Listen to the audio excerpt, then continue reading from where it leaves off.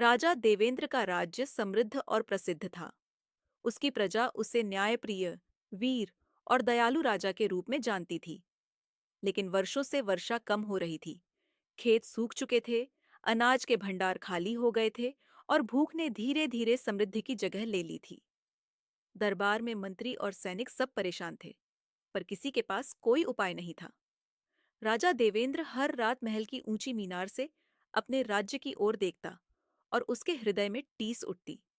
उसने निश्चय किया कि वह अपने लोगों को भूख से मरने नहीं देगा, चाहे उसे अपनी सारी शान क्यों न गंवानी पड़े। एक रात, बिना किसी को बताए, राजा ने अपना स्वर्ण मुकुट, हार और कीमती आभूषण उतारे। एक साधारण व्यापारी के वेश में वह राजमहल से निकला और सीमा पार के राज्य की ओर चल पड़ा। वहां उसने अपने गहने बेचकर अनाज खरीदा और व्यापारियों के कारवां के साथ अनाज की बोरियां अपने राज्य तक पहुंचाईं। राजा देवेंद्र ने किसी को यह नहीं बताया कि अनाज कहाँ से आया।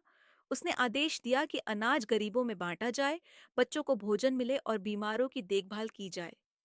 धीरे धीरे राज्य में जीवन लौट आया।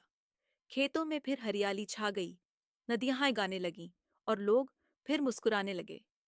कई वर्ष बीत गए।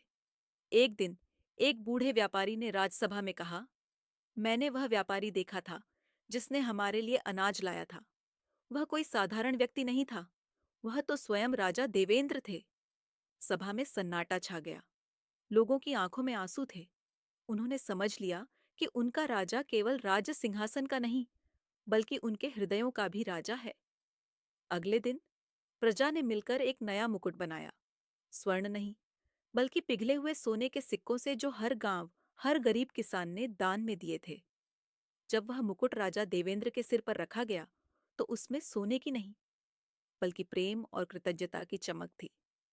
राजा मुस्कुराया और कहा, राजा वही नहीं जो मुकुट पहने, बल्कि वह है जो अपनी प्रजा के लिए मुकुट उतार